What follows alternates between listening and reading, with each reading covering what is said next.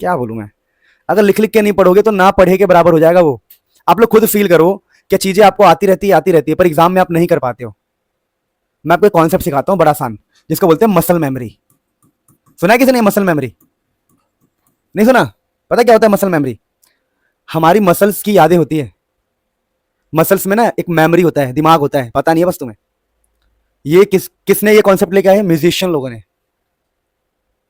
Guitarist जानते हो? Guitarist वो गाना गाता रहेगा, किसी से बात करता रहेगा, धुन बदलता रहेगा, धुन। वो दिमाग नहीं करता, हाथ करता है। प्रैक्टिस इतना कर लेता है कि हाथ अपने आप कॉर्ड्स चेंज करता है, धुन चेंज करता है। मैं खुद अपनी बता रहा हूँ। हम जब कोई सॉन्ग बजाते हैं गिटार पे, तो हमारा दिमाग, हमारा मुंह कहीं और, आंख कहीं और देख रहा है, मुंह से हम कुछ और बातें कर रहे हैं। सॉन्ग कोई, हम गाना गा रहे हैं, लिरिक्स कुछ और है, पर दिमाग अपने आप कॉर्ड चेंज करता रहता है। हाथ उसे याद होता है कि यहाँ पर डी माइनर है, यहाँ जी मेजर है, यहाँ पर एफ माइनर है, यहाँ एफ मेजर है, यहाँ पर ई है, यहाँ पर ए नाइन है, यहाँ ई शार्प है, यहाँ, समझ रहे मेरी बात को? यहाँ एफ कॉर्ड लगाना है। यह हाथ को पता है, अपने आप उंगली शेप चेंज करती रहती है ऐसे ऐसे कि ये डी हो गया, ये एफ हो गया, ये जी हो गया। अपने आप शेप चेंज करती रहती है हाथ। इतनी ज्यादा प्रैक्टिस कर लेते हैं, इतनी ज्यादा इसको प्रैक्टिस देते हैं तो अपने आप समझ जाता है। वैसे ही अगर आप लिखते लिखते पढ़ोगे ना तो आपकी मसल मेमोरी बन जाएगी। और कभी आप कुछ भूल जाओगे ना, कभी तुम्हारा दिमाग याद नहीं कर रहा है, तो लिख के देखोगे तो आंसर आ जाएगा। किसी ने ऐसा कुछ किया कभी? उसे बोलते हैं मसल मेमोरी। कभी कोई स्पेलिंग ना आ रही हो ना, स्पेलिंग ना आ रही हो, याद में नहीं आ रहा दिमाग में, तो लिख के देखोगे तो हाथ लिख देगा उसको। This is called muscle memory, कि मसल्स में भी दिमाग होता है। सच्चाई बता रहा हूं मैं तुम लोगों को।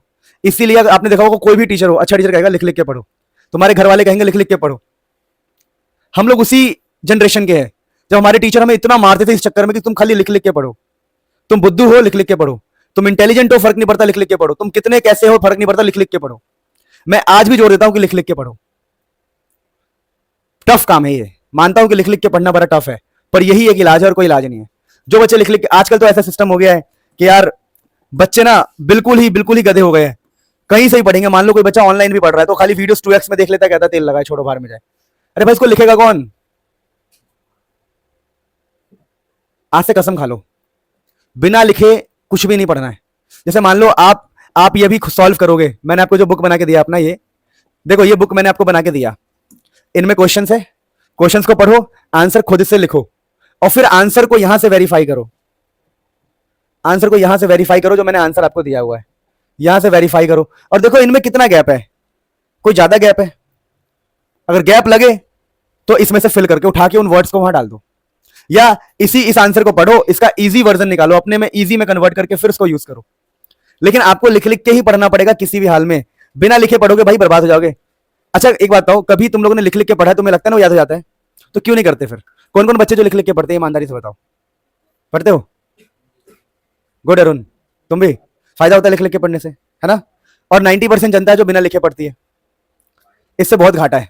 मैंने आप लोगों को पहले दिन ही नियम बताया था, यहां रफ वर्क, घर पे जाके फेयर वर्क। मतलब तुम्हें शर्म आनी चाहिए, ईमानदारी से बता रहा हूं कि हमने पीरियोडिक क्लासिफिकेशन क्लास में 3 बार करा चुके हैं,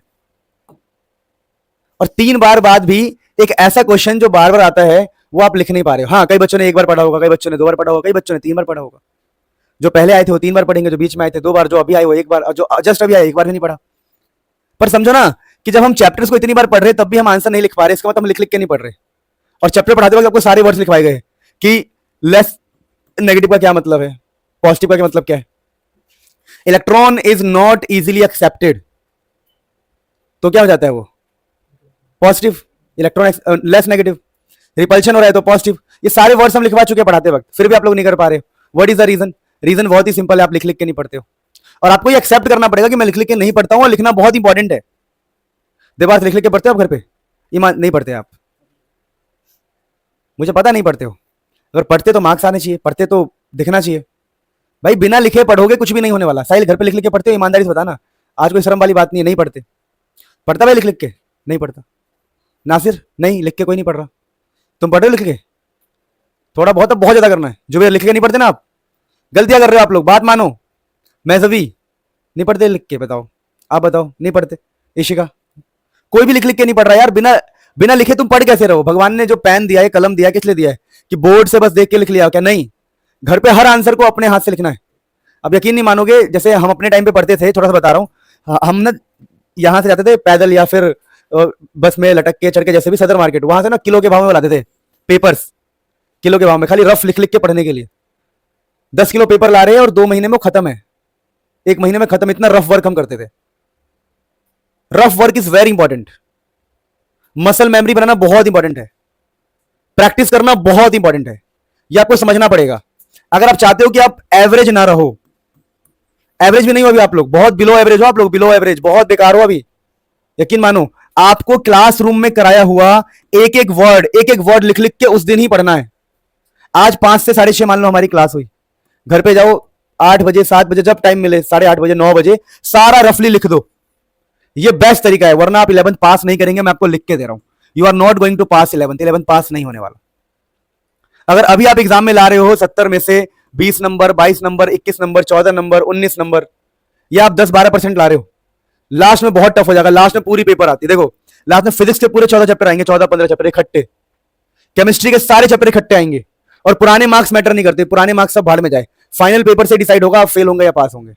और सोचो अगर अभी आप नहीं लिख पा रहे हो 4-5 चैप्टर का ठीक से, 3 चैप्टर का ठीक से, तो बाद में 14 चैप्टर का कैसे लिख के आओगे एग्जाम में?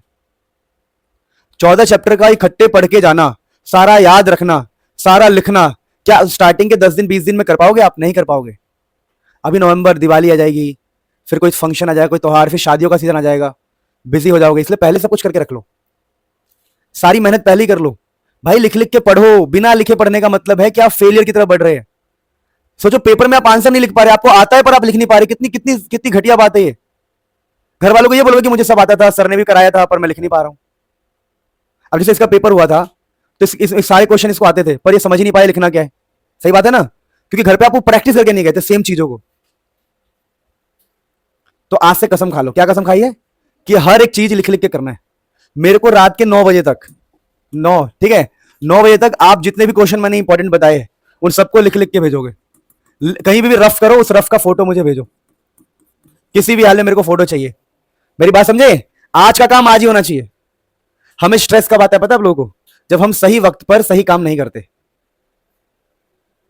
है ना। अब नवंबर आने वाला है और तुम अभी चैप्टर 3 पर फंसे हुए हो कि चैप्टर 3 के भी क्वेश्चन नहीं हो रहे और चैप्टर 4 के भी नहीं हो रहे, चैप्टर 1 के तो होते ही नहीं है। इतनी बार कराने के बाद भी इसका मतलब लिख लिख के प्रैक्टिस ही नहीं है, सब मेरे ऊपर डाल दो। ऐसे नहीं होगा भाई, सिंपल सी बात है। पास होना है, ईमानदारी से लिख लिख के पढ़ो, और कोई तरीका नहीं है।